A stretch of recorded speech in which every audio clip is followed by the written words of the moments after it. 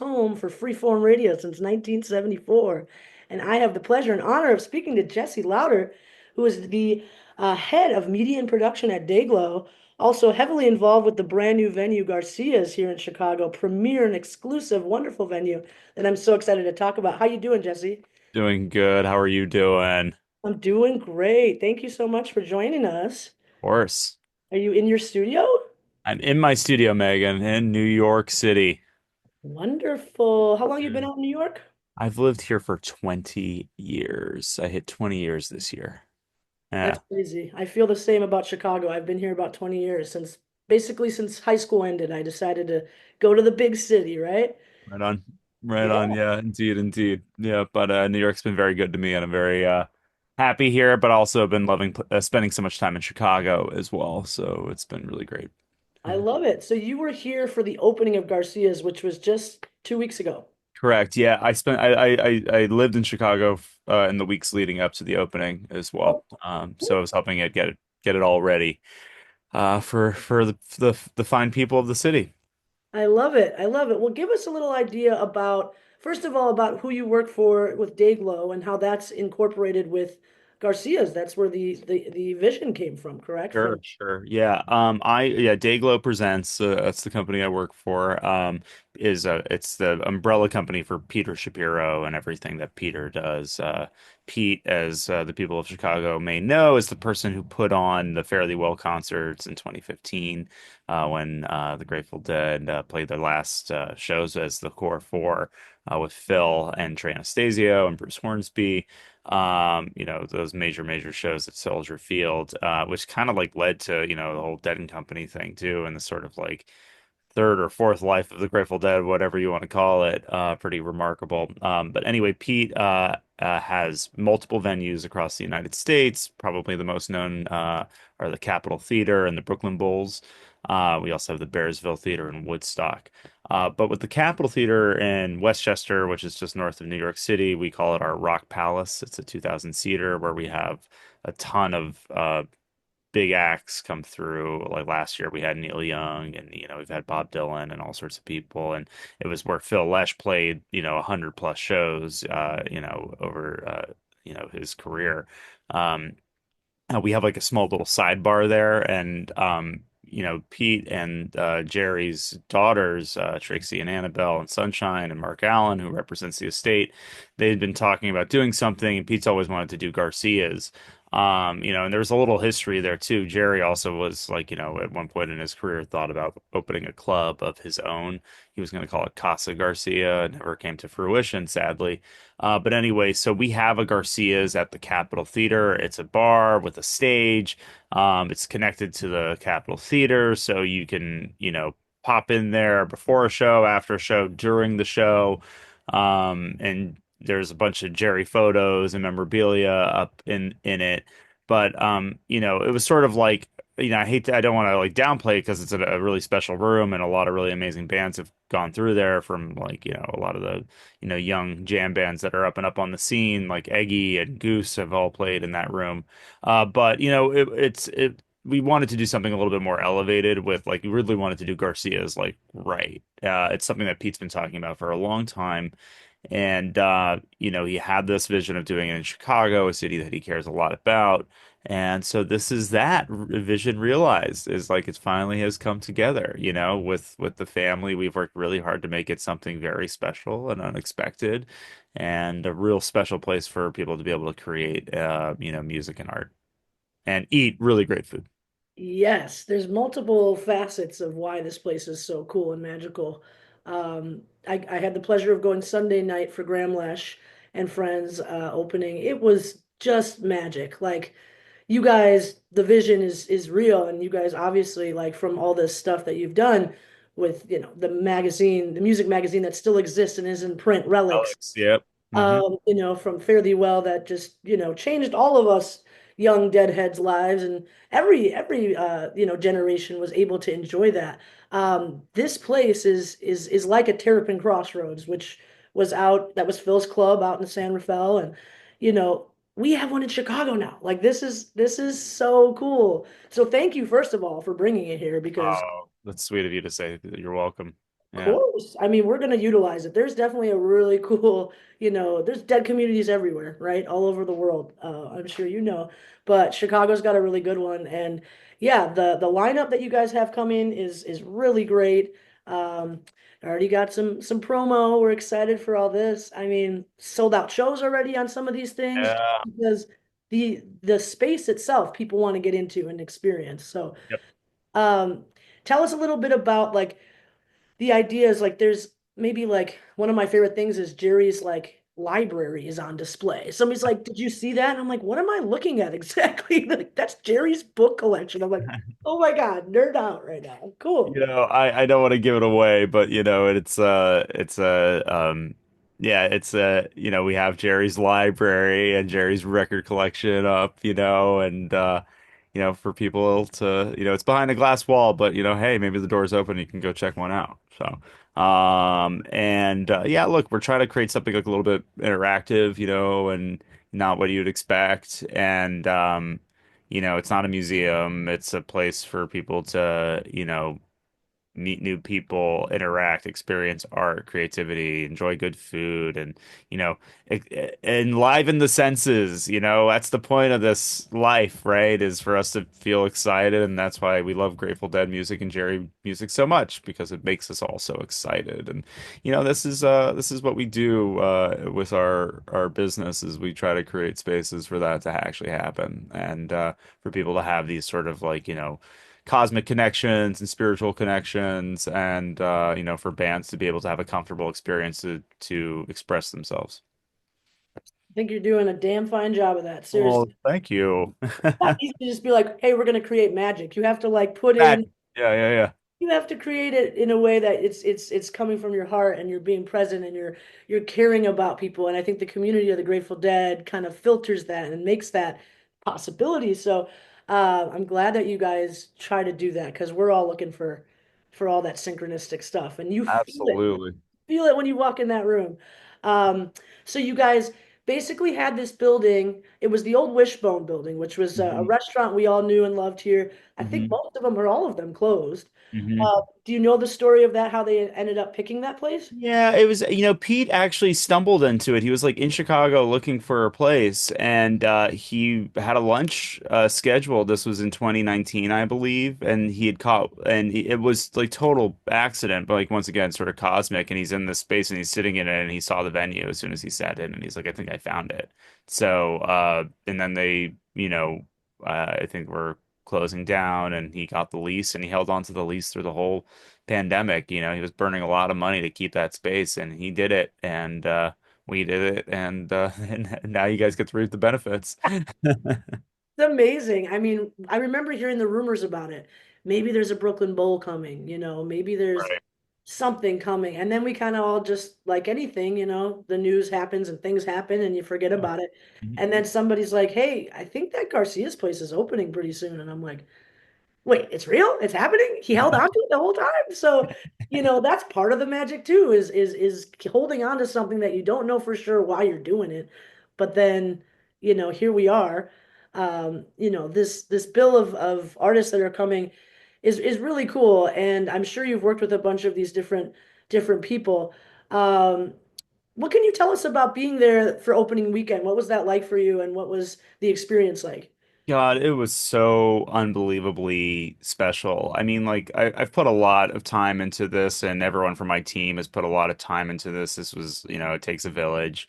And to just like see the fruits of all of our labors kind of like coalesce. And I've never opened a place before or been involved in an opening, but let alone a restaurant. And so to kind of like see that happen and to meet the kitchen staff, back of house, all these people, like, it was funny for me actually, was like my first day there when I got there, like, we were training the staff and I guess I was deemed the resident Jerry expert. So I had to like educate, everyone on who this person was. And so I like kind of like lectured people on it. And like, not like in the negative way, like, I was like, gave like, here, this is why we're doing this. And it was cool to connect with people on that level, right? Like when you're talking about Jerry, you're talking about someone who's just like absolutely incredible and wonderful, and they're like, oh. this sounds great. I'm like, yeah, it is because it's Jerry. And kind of and sending them playlists and all that stuff. So like we've been building this thing over, the course of several weeks as a team, and like to see the doors open and to see it all happen, everyone was like, whoa. A lot of people who work for us, like, some people who know the Dead and Jerry are fans, but like a lot of them don't. Which I kind of like, we like it that way. It's a very diverse group, and it's a very, positive group, like people who just like have various backgrounds and music and hospitality, what have you. And it was just like to see those doors open up and for Jerry Band to be playing on the sound system, like cranked up, and just the vibe was just killing. And then Graham coming on stage. I got pretty emotional, to be honest. I was like, I wasn't expecting it, and it really was a special and very powerful experience. And I think everyone kind of like looked at each other and was like, "Oh yeah, like I think we did it." There's one staffer, Jordan Goldstein, who's our lawyer, he worked really, really hard on this project. Like tireless years on it. Him and his and our other lawyer, Lynn Elliott. The people who don't usually get enough credit. I just remember he like came up to me and was just like, "Did it? We freaking did it!" And I was like, "Yeah, we did. Yeah, we did, Jordan." I couldn't believe it. He was like, like." I was like, "Oh my God, man, we did!" So it was great. And then the real special thing for me personally was I actually have a long relationship with Trixie and the Garcia family, and they're just the most wonderful people you can imagine, and just they're doing such amazing work and carrying on Jerry's legacy. And I didn't know if Trixie was going to show up until a few days before, and then got the message that she was coming, and obviously I didn't want to make it a whole thing, but was really excited to have her.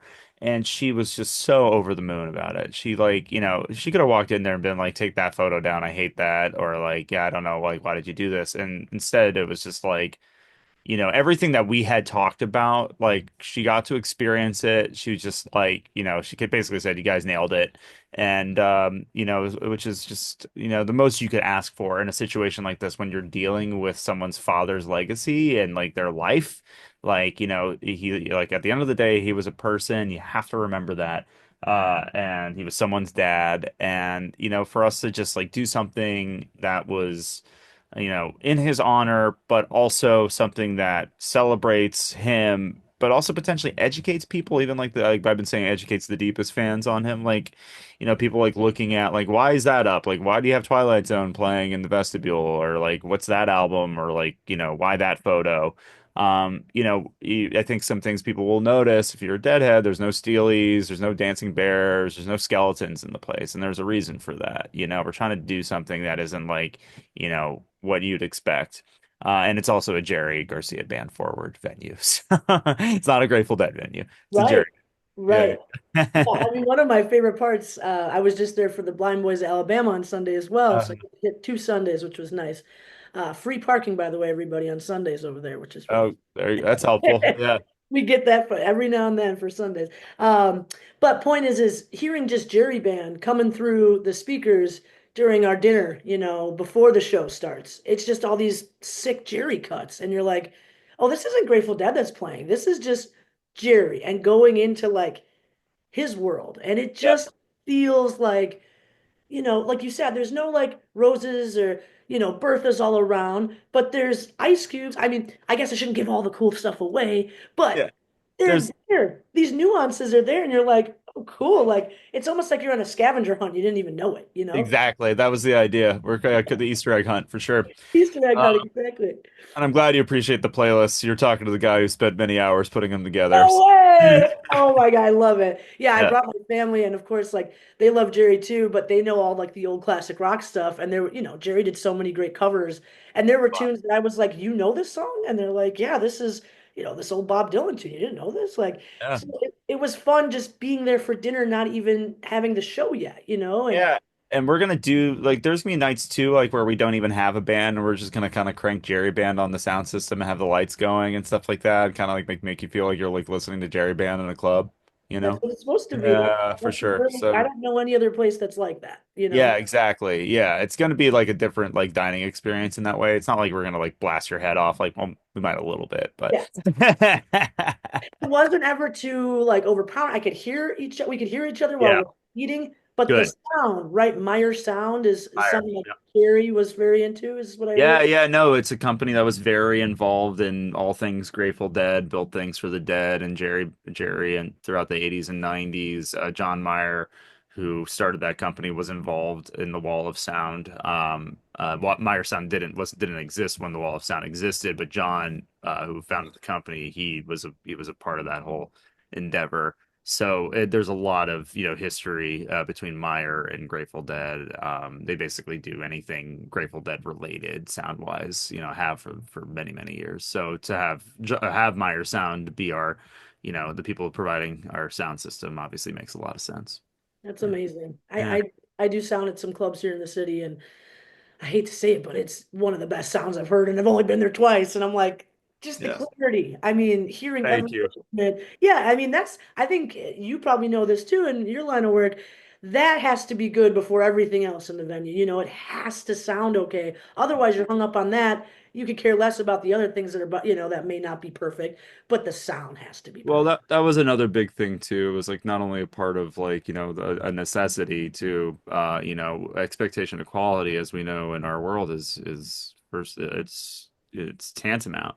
And we wanted to make this room feel like you're kind of like in a recording studio. That was like part of like the whole thing. So if you look at the stage, you'll see that there's like recording studio quality panels, like these beautiful wooden panels that also kind of look like the Wall of Sound, not an accident.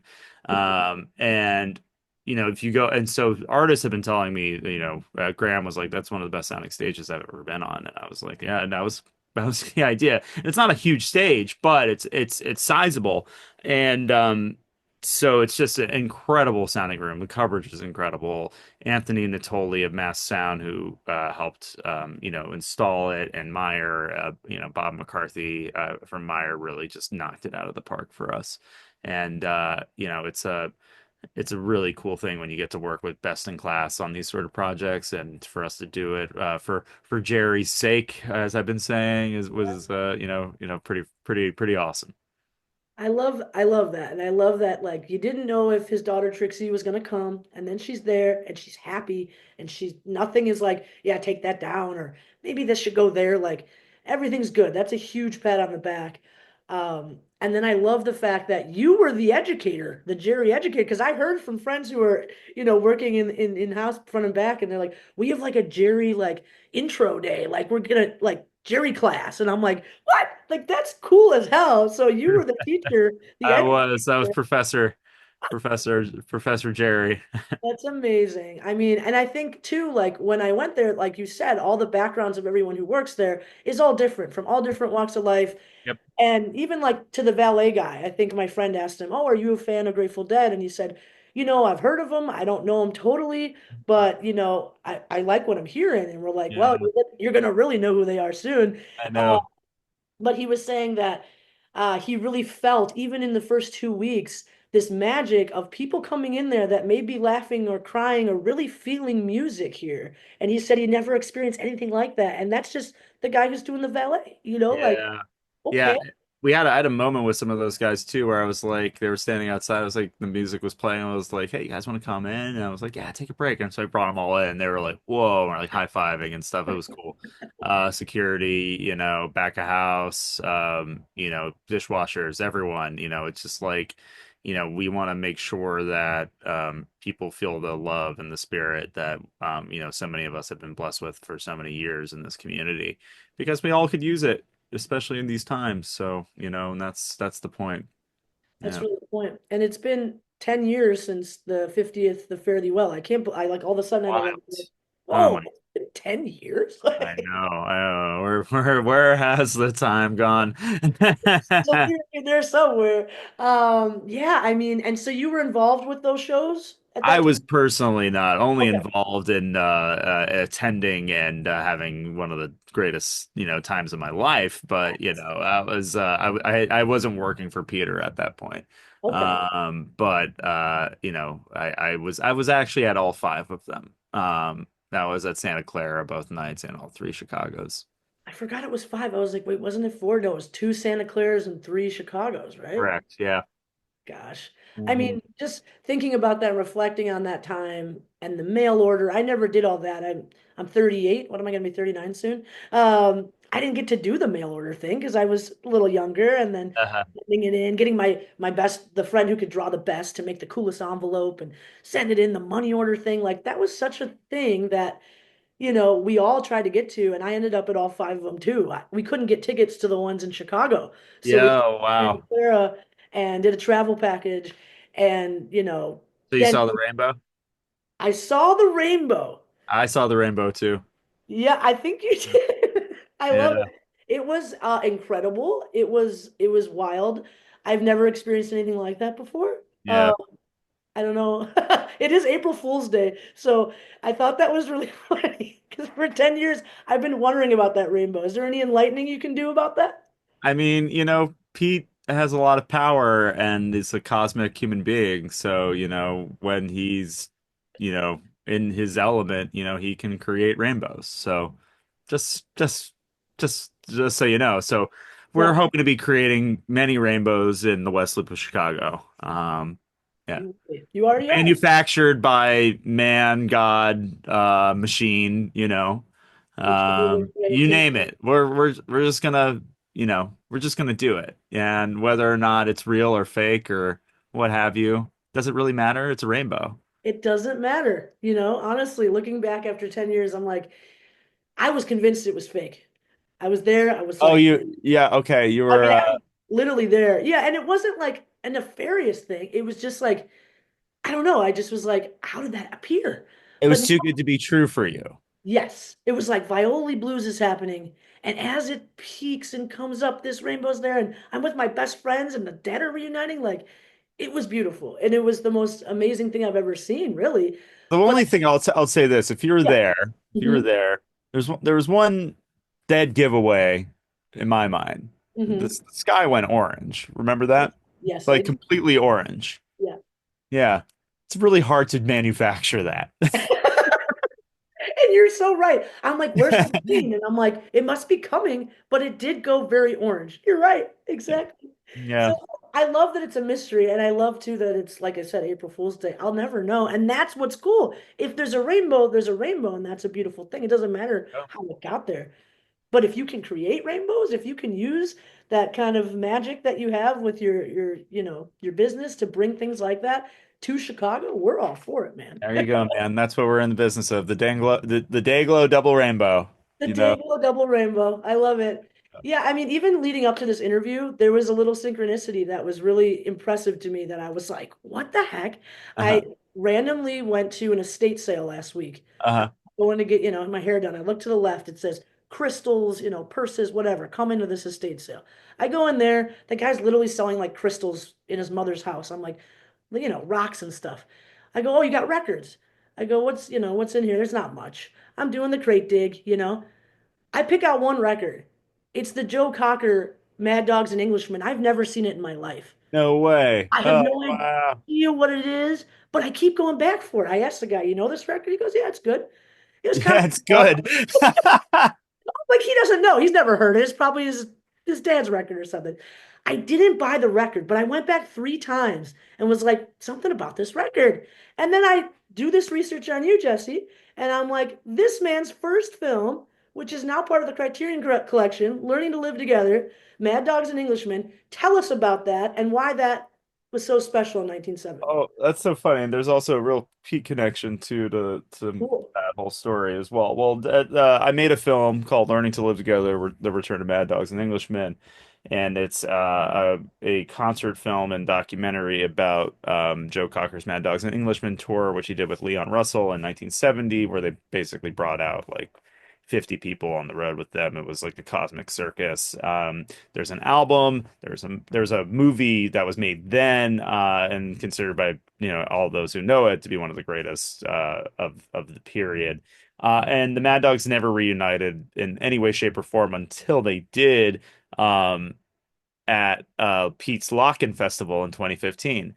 And my story too about it is, like, a lot of people don't know this, but unless you've heard me do press around that movie, um, was that Pete announced that lock-in lineup like only like a week after he announced Fare Thee Well.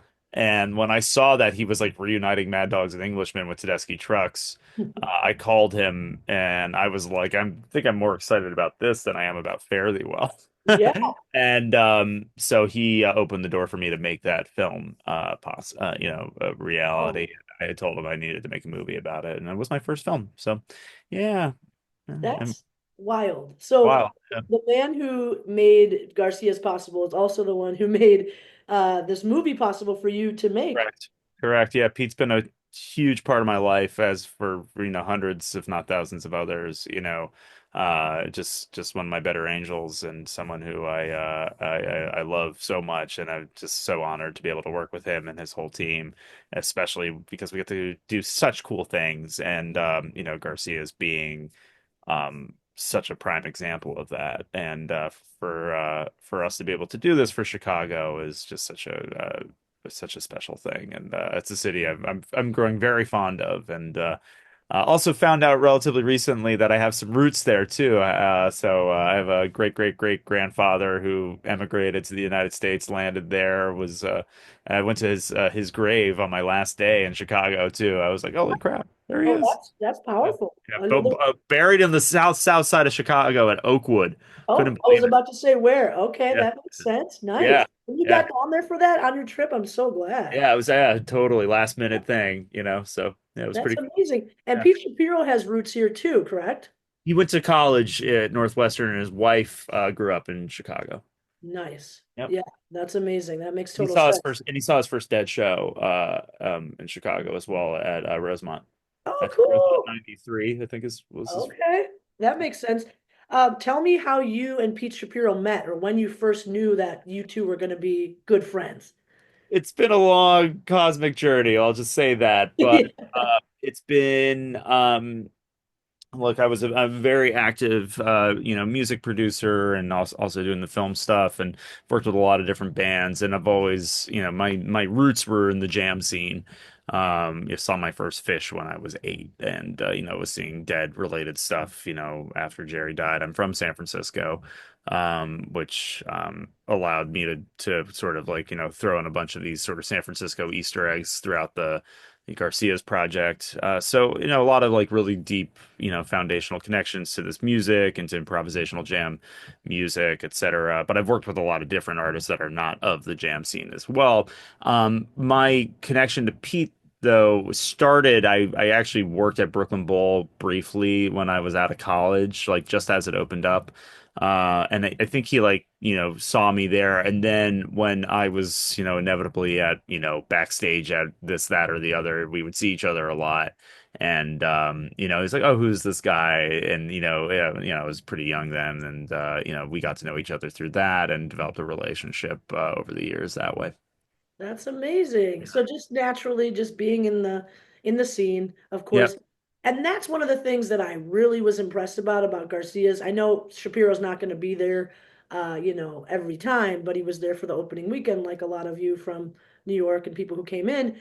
And Mhm. he's out there shaking hands, hanging out with people, using his own phone with the Steely sticker on the back to record, like he's a real fan. Oh, yeah. He's the ultimate fan for sure. I didn't know Yeah. that until I Yeah. seen him in person like that. And he was just so down to earth, shook my hand. He goes, we're in the middle table. There's two tables on the floor and then there's one up. And he goes, what a nice table you got. I'm gonna have to call somebody. Like, how'd you get this? I'm like, somehow we got him on the on sale, Pete. He's like, we might have to switch. I'm gonna make a phone call. But That's just funny. down to earth, punching us in the Yeah. arm, saying thank you for coming and telling people in the tables to get up and dance. That's also a thing. Yes. Yes. Fun. Absolutely. We don't want this to be a stale place where sitters or standers are getting into fights, like please don't do that. Garcia's. Like if someone's dancing in front of you, just like take it in and just enjoy it. And hopefully no one's bothering you. But yeah, no, it's a new territory for us to like, do a seated venue or partially seated. And there's going to be different configurations too. A lot of people are like, well, what about the pit? And it's like there'll be shows where there's no tables in the pit where people can dance in the pit. Oh, cool. And there'll be tables in the second tier, standing room all around the sides. This is the stuff like you're talking about Pete, being like the ultimate fan. This is the stuff he like literally thinks about every second. Like the guy does not stop thinking about these things. Really? He cares so much about the fan experience, and it's really for and he is like such a selfless person. He None of this is for his own, financial benefit. He's literally doing it for the experience of the fans, and it's a really cool thing to be a part of that. It really is. I mean, to follow up when he was saying about the table, I said I'm gonna be helping you guys out here doing the street team, and he goes, "Looks like you're gonna be sitting here a lot more often." What a Yeah. cool dude. Like, yeah, that's really cool to hear. And I also heard from the box office manager when everything was getting set up that he was in there moving tables to make it. Yep. He said, "No, I need more space for people to dance and more this." And like, I love the intimate setting of being able to feel classy and have dinner and like chill, but then also being able to be encouraged to get up and have fun. Exactly. Yeah. Yeah, no, it's all in the details, The details are key. And, we know how people pay attention to these things. It's like, you want it's like our house of worship, It's like we want to be comfortable in it, and we want everyone, you're not going to nail it for everyone. We know this, like everyone has their own preferences, but like there's so much, you know, people slop together these places and they're like, yeah, TS, this is what you get. And for us, it's like, no, this is like dynamic and we want to be able to like, shift with like, okay, this is what we were thinking. You like it? Okay, okay, no, okay, well, you like this, but you don't like this. Well, we're going to respond to it and we're going to figure it out. And sometimes it's things too, like that we can't do very much about. Like we felt bad. Like we realized on the first night, a couple people showed up with their taping gear. Mm. Uh, and it was like, oh no, and it was funny too, like going to the whole, you know, people not knowing the culture necessarily who work for us, but they're learning about it. It was like a teachable moment, and they're like, "What is this? Like, why are they showing up with microphones and stands?" Or like, okay, we have to we can't just be upset with them. They're totally in the right to try to do that, and these are tapers, and We it's a big part understand. of our culture. Right. And but we actually have a problem. We don't have a space for them that's like actually aligned with the stage, and it's such a small place that it's just like tough. So obviously with band's permission, we're gonna we're gonna be able to record as much as possible, but we actually like because of fire code and egress, like we actually don't really have we don't have a taper section. Yeah. But like maybe on occasion if it's like a undersold show, like we might be able to allow it, but if the artist allows it, obviously. We know Graham obviously would. But we can't just like let you come in and tape, Ben Montench, I don't know, with someone on the bill. But, it was like that was a thing. That was like, oh yeah, like we're not gonna nail it for everyone. Like, because it's just it's when you have limited space, it's not you can't just do everything as we used to. But yeah. Yeah. I mean, you've thought of so many different nuances that will let you slide on the taper one. I Thank mean, you. Yeah. especially because you're like, it's just one thing that like there's so many elements to this that we're all used to that like you forget as a part of this culture. And I love that they showed up. Like there's a guy in Chicago that always had the microphone taped to his hat. And Yeah. he'd be at all the shows and like we're grateful for all that archiving. Like, how did we get so lucky that we can listen to pretty much not every show, but a lot? Yeah. Uh, but the idea is that you're not like, hey, it's totally off limits. Hey, we'll allow it when we can. Yeah. And even at Blind Boys of Alabama, there was a few, I think maybe because of the band, they were maybe documenting for them. But Yeah. they Yeah. were on the front right or, in the back right, kind of over by where you would go to the green room. They were in that corner. It wasn't totally sold out. They had a ton of room to move. Great. It worked out and it felt good. And there was probably four photographers in the place and it never felt like they were all over you. It's just it's a nice space. It's Yeah. small enough to feel like you're special and VIP, but it's also big enough to be like, this is a club. This is I fun. love that. I Yeah, love that. I love that Yeah. too. Mention to me what this is and who these people. Oh boy. Well, for we're on radio, so Yeah, I have to describe the photograph. So that's a postcard that yeah. you're holding up that comes with your check presenter, and it's a jazz band, and it's a vintage photograph, and you'd be like, "What is this random jazz band?" Well, hold that up for me again. Yeah. All right. So, the second person on the left, sitting down with that alto saxophone. You Yes. see it? You want to take a look at that guy? Yep, him. Guess who Yeah. that is? Is it Jerry? It's Jerry's dad. Oh my gosh. I was gonna say I can kind of tell in the nose. Hmm. Dad? Like, Yeah, it's his dad. That's why that's there. So we got a lot of really cool photos from the family of the family, and that's Joe Garcia, Jose, wow. who was a musician and was in jazz bands in San Francisco. Was also a bartender, owned a bar. He sadly passed away when Jerry was very young, very tragically. So, a lot of people who know about Jerry's history know that story. But I think for us, this Garcia's isn't just about Jerry. It's about, where the guy came from. So we have like a bunch of little nods to his family history. There's a beautiful portrait of Joe at the end of the main bar that you'll see. He kind of looks like Walt Disney. He's got Yeah. this handsome look, and it's just like it's an incredible photograph. So it was really cool to like, have access to these things. And I spent tireless hours with our creative director, Tristan Steinberg, on, photo selects and what was going to go up. And it wasn't like we were going to frame a ton of family photos. Like we framed that one. And then like if you look behind the bar, there's a ton of different ones pasted up with tape, you Whoa. know. So, to give it that old school bar feel. Oh Uh, yeah. and there's even a nod on the menu to Jerry had a great grandfather named Captain Olson, who was a fisherman, Norwegian or Swedish, Okay. and we named our conserva dish after him. So there's a ton of different things that on the menu that you may or may not know about. There's a cocktail named Loretta Bird, like a jungle bird, but Loretta Bird. And who was Loretta? Well, Loretta was Jerry's grandmother's parrot. And there's a book called Harrington Street that some, deep heads might know about. That was like a kind of like a kid's book, but also like autobiography that came out shortly after Jerry died. He was like attempting to write his autobiography, and he had only done like a couple writing sessions on it, and this was like the fruits of that. And he talks about Captain Olson, and then he talks about Loretta the parrot that his grandmother Tillie, who raised Jerry, found after the '06 earthquake in San Francisco. So he talks about this parrot having this like big influence on him. So I was like, you know what? Let's give Loretta the parrot a little bit of love. So there's stuff like that, sprinkled throughout the place. So there you go. That's really cool. I mean, literally, I saw this image, the postcard on the website, and you're Hmm. just like, okay, they're just trying to show you some old-timey band, like that's the feel. I'm like, there has to be some connection. So to see that that's Joe Garcia Yep. uh, on the alto sax, very, very cool. And just to enlighten the listeners and myself, Jerry's parents owned bars or taverns back in the day. Yeah, they had a bar in San Francisco.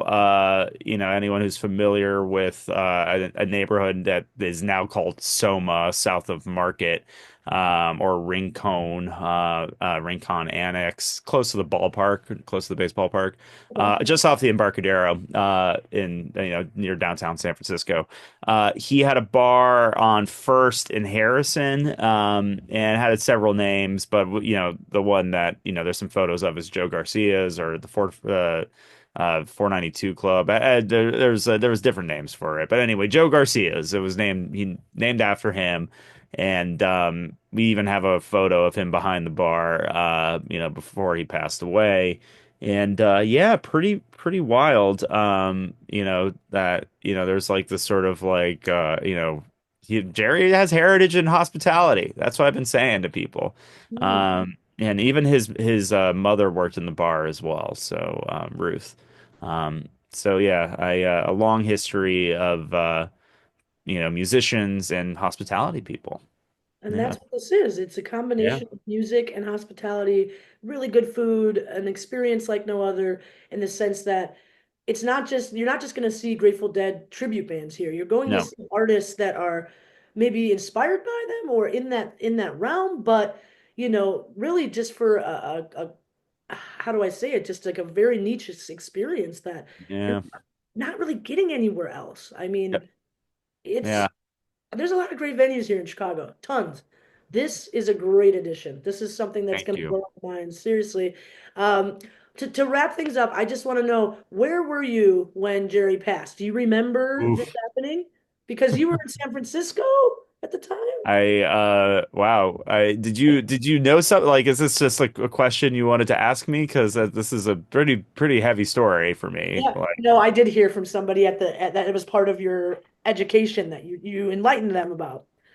that I was in San that I'm from San Francisco, or was Well, around. that was a big moment because I had a moment too where I saw a bunch of hippies dancing in a field and I was pretty young and my mom was like, Yeah.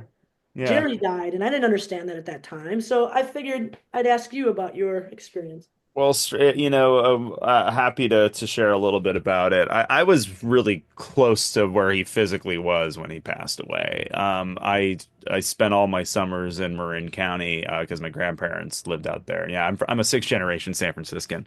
I literally was actually just like a mile away from where Jerry died yesterday. I just got back home. I was on a mission to some Garcia related stuff. But I was out in Jerry died in a town called Forest Knolls where my aunt and uncle happened to live. He was at a treatment center called Serenity Knolls. And anyway, yeah, I was close by, and just down Sir Francis Drake, which is the main road that kind of cuts through West Marin. And yeah, I was young, but I remember it very well, and had a huge impact on me. Yeah.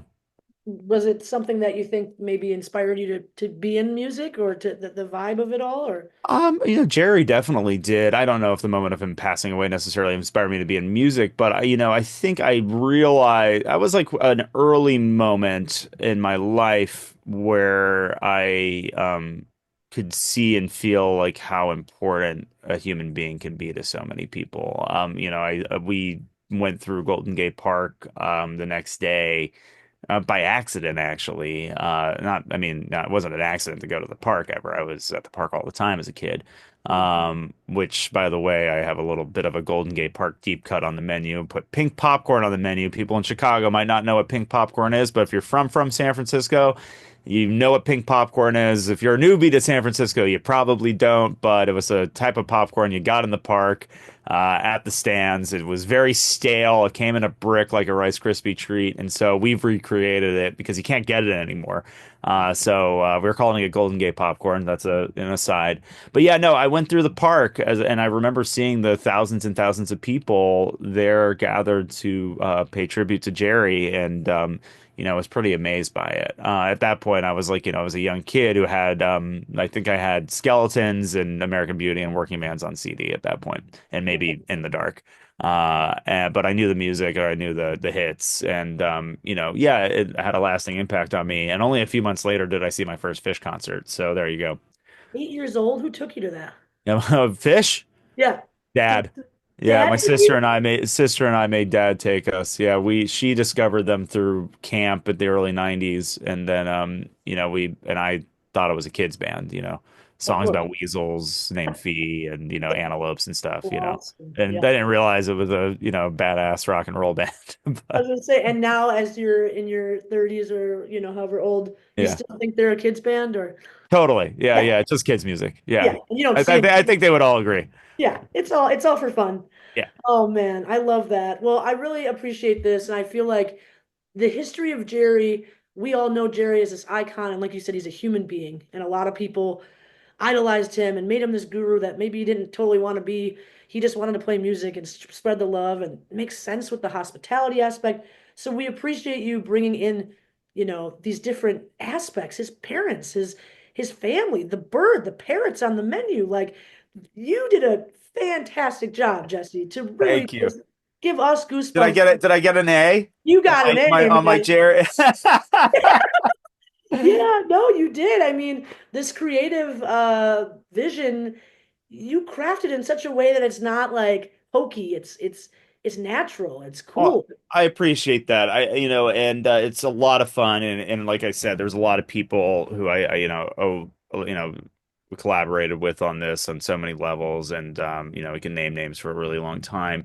Yeah. But yeah, for me, it's like, like it was a fun project and someone who I cared deeply about and have been studying my whole life and now, have this sort of like, cosmic connection to because of just like physicality and location and really loving his family and Trixie and has just become like a just a really she's just a really special person and who really does a lot for her father's legacy and deserves a lot of credit, especially in like the trust that they gave us in allowing us to do this. But for me it's like, yeah, when you're embedded in a scene for so long and you kind of um you've been seeing it and it's just been a part of you for so long. I wanted to do something like that, wasn't obvious, for this. And Pete was supportive of that in a really big way. And I think everyone who was involved like agreed. There was never any pushback on it. It's like, why aren't we doing this, this way? Like, no, we need more Jerry photos that people know. Like you go in there and you're gonna see a bunch of Jerry photos you've probably never seen before. Maybe you've seen the Belushi photo as soon as you walk in, but we spent a lot of time picking, things that, were not, what you'd expect at a Jerry Garcia club. Well, and I think that was great placement. It's the first pretty much picture you see. I didn't notice it the first time. Uh-huh. And Yeah. I saw it and I'm like, oh, this is so Chicago. It's written all over it. It's just you feel like you're a part of something that you didn't even know existed and that, you know, as they say, Bob we're everywhere. Yep. We're everywhere. We are like literally we are connected from this band, from the imagery, from all this stuff. And really and truly, like it's the reason I got into the music business, I think, because when I saw at a young age that people will pick you up when you fall down at a show, you Hmm. know, something is wrong, strangers will help you. That's a huge deal, and you don't see that Absolutely. in every scene, and I want that to spread to every Yeah. scene. Yeah, and absolutely. It's a very powerful community and happy that we're all a part of it. Me too. Well, thank you Yeah. so much for this. I'm so excited to continue going to Garcia's. We hope to see you back here in Chicago. And we're excited to have you be a fixture at Garcia's too. So, Thank yeah, you. of It's course. going to be Yeah. really great. We got a great team who's ready to promote and just hit the streets for y'all. So, Awesome. yeah. Awesome. Thank you. Seriously. Thank you so much, Jesse. We hope you have a wonderful day, and we'll see you next time you're in town. Absolutely. All right, All you right. take care. Have a great day. Bye bye. Ciao.